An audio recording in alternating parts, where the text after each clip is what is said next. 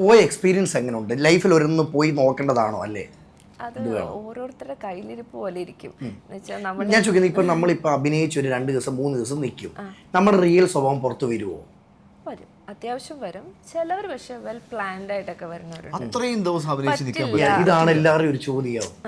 ഞാൻ എന്റെയും പ്രശ്നം അതാണ്. ഒന്നാമത്തെ കാര്യം, കുറച്ച് ദിവസം കഴിഞ്ഞാൽ ഞാനിതെല്ലാം മറക്കും, പ്രതികരിക്കും.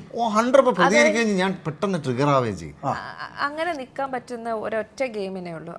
ബാക്കി എല്ലാവരും ഒറ്റപ്പെടുത്തുന്ന ഒരാള്. അതെ, ഇപ്പൊ രജിത് കുമാറിനെ പോലെ ഒരു വ്യക്തിയൊക്കെ എന്ന് വെച്ചാൽ അങ്ങനെയൊക്കെ ആണെങ്കിൽ എന്ന് വെച്ചാൽ ആരും നമ്മൾ ബോധർ ചെയ്യേണ്ട കാര്യമില്ല. ഇവരെല്ലാം നമുക്ക് എഗെയിൻസ്റ്റ് ആണല്ലോ. പിന്നെ ഇവരുടെ സന്തോഷമോ ഇതൊന്നും നമുക്ക് ബാധിക്കില്ല.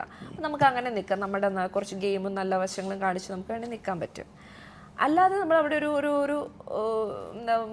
റിലേഷൻസ് ഒക്കെ ഉണ്ട്, അവർ കുറേ പേര് നമ്മൾക്ക് പിണക്കേണ്ടി വരും എന്നൊക്കെ ഒരു തോന്നലുണ്ടെങ്കിൽ അങ്ങനെ നിൽക്കാൻ പറ്റില്ല. കാരണം ഇമോഷൻസ് വർക്കാവും. ഇമോഷൻസിനെ കൺട്രോൾ ചെയ്യാതെ നമുക്ക് അങ്ങനെ നിൽക്കാൻ പറ്റില്ല.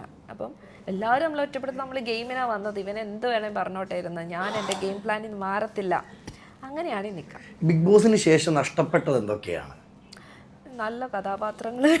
എനിക്ക് പിന്നെ നെഗറ്റീവൊക്കെ വിളിച്ചു തുടങ്ങി. അതുവരെ എന്നെ ഭയങ്കര പാവമായിട്ട് കണ്ടുകൊണ്ടിരുന്നവരൊക്കെ പിന്നെ നെഗറ്റീവ് ചെയ്യാൻ പറ്റുമോ, വില്ലത്തി ചെയ്യാൻ പറ്റുമോ എന്നൊക്കെ ചോദിച്ചു.